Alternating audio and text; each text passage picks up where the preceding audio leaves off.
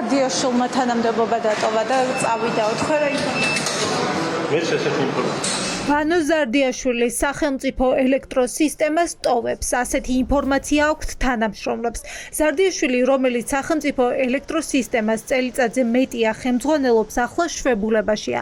მისი ადგილმონაცვლე უკვე ელექტროსისტემაშია. მის მოვალეობას ახლა დავით ვარდიაშვილი ასრულებს. ბატონო დავით, ვანო ზარდიაშვილმა დატოვა თანამდებობა. წავიდა? არ ვიცი, ვერ გეტყვით. ბატონო დავით, ვანო ზარდიაშვილი ახლა შვებულებაშია თუ არ მაქვს ინფორმაცია სიმართლე გითხრათ, არ მაქვს. თქვენ ხო არ გვექვემდებარება. ვარდიაშვილი დანიშნეს მოადგილეთო, ამაზე თუ გაქვთ ინფორმაცია? მოვალეობის შემსრულებლად რო დაინიშნა, კი ბატონო საქმეს ხუშივართ. სემეკის ინფორმაციით დავით ვარდიაშვილი ვანო ზარდიაშვილის შემცვლელია. სახელმწიფო ელექტროსისტემაში ადასტურებენ, რომ ვარდიაშვილი მათთან გადავიდა და ოფიციალურად გენერალური დირექტორის ვანო ზარდიაშვილის მოადგილედ დაინიშნა. სავარაუდოდ იმის გამო, რომ ზარდიაშვილი შვებულებაშია, მას იურიდიულად ვერ ჩაანაცვლებენ. ელექტროსისტემაში ვარდიაშვილი გაზის ტრანსპორტირების კომპანიიდან გადაიყვანეს. ზარდიაშვილის წასვლა კი სემეკის კრიტიკულ და ბრალდებებით სავსე დასკვნას ემთხვევა, როცა ელექტროსისტემა ნარმანიას უწყებამ უუნარობაში დაადანაშაულა. დავით ვარდიაშვილი ხომ არ მოსულა ახალი ხელმძღვანელი სავარაუდოდ? დავით ვარდიაშვილი ჯერ არ მოსულა. ვარდიაშვილზე რა ინფორმაცია გაქვთ? წავიდა სამსახურიდან. ჯერჯერობით არ ვიცი. მისი შემცვლელი ვარდიაშვილი უნდა მოვიდეს თქვენ ელოდებით? ვერ გეტყვით დაზუსტებით, იცით? ენის ქრობას უკავშირდება მისი წასვლა ან სავარაუდო დაბარება და კითხვაზე თუ სხვა მიზეზები შეიძლება? აბა როგორ გითხრათ? ბოლოს როდის ნახეთ ზარდიაშვილის სამსახურში? წინა კვირაში. შვებულებაშია თუ დაწერა განცხადება და წავიდა? მე როგორც ვიცი შვებულებაში. რატომ ჩაბნელდა მთელი ქვეყანა ორჯერ 2 დღის განმავლობაში? ამის გასარკვევად ელექტროსისტემის თანამშრომლებს გამოკითხვაზე ყოველდღიურად ატარებენ. ამას პირველებთან ადასტურებს სუსიც და ზარდიაშვილის თანამშრომლებიც. თუმცა ჯერჯერობით უცნობია საყოველთაო ჩაბნელების გამო საბოტაჟის მუხლით დაწყებული გამოძიების ფარგლებში დაიკითხა თუ არა ზარდიაშვილი მანამ სანამ შვებულებაში გავიდოდა. სახელმწიფო უსაფრთხოების სამსახურში მიმდინარეობს და თქვენიდან რაიმე სახის დოკუმენტაცია გამოითხოვეს? ან ვინმე იყო დაკითხვაზე რა იცით? კითხვაზე იყო ბევრი. აქედან დაიბარეს, მათ შორის იყო ზარდიაშვილი. სამეთო უყურეო საბჭოს წევრები იყვნენ გამოკითხვაზე? თუ დირექტორია? იცით რომ იყვნენ გამოკითხვაზე? მაგრამ ვინ იყვნენ? ამ ერთი კვირის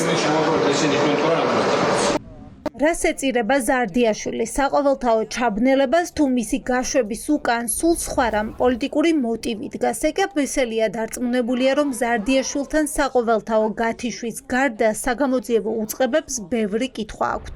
ეხლა აი ამ ეტაპზე ეს მხოლოდ იმ ცნობილ ჩაბნელების თემას უკავშირდება თუ არა ზუსტად ვერ გეტყვით, მაგრამ უფრო მგონია, რომ ის როგორც მდინარაძესთან დაახლოებული ძალიან ახლო დაკავშირებული ადამიანი და ის ბევრი ალბათ ძალიან საეჭო და კორუფციული სქემა, რომელშიც ზარდიაშვილის და მისი უშუალო ესე ვთქვათ გარემოცვა ფიგურირებდა და ეს ინფორმაციები არ არსებობს, რომ ივანიშვილს არ ცოდნოდა, ბუნებრივია, რომ ამით დაინტერესებოდა.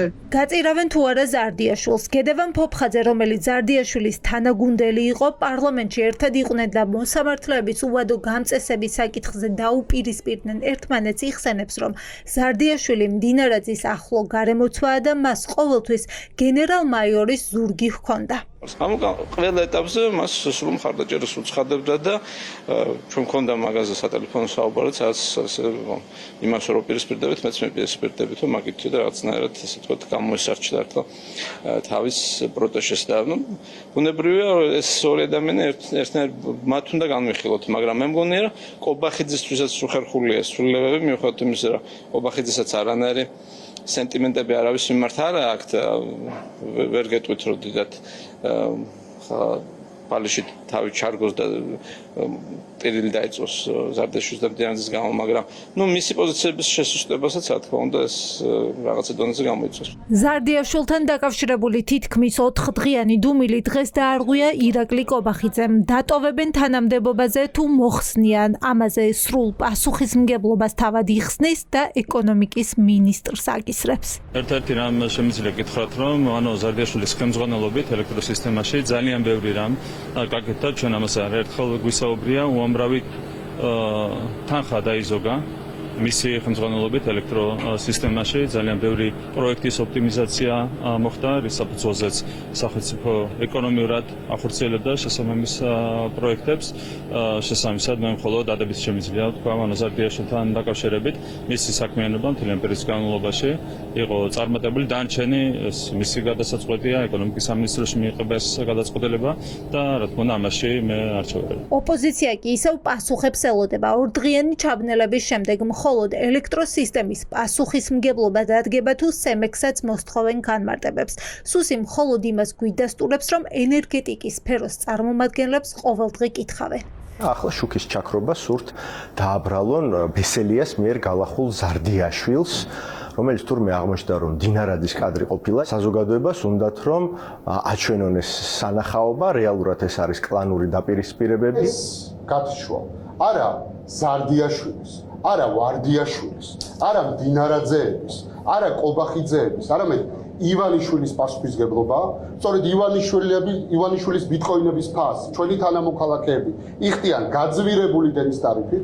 ვანო ზარდიაშვილი მომდევნო კვირის ბოლომდე შვებულებაშია. მის მოვალეობას უკვე დავით ვარდიაშვილი ასრულებს.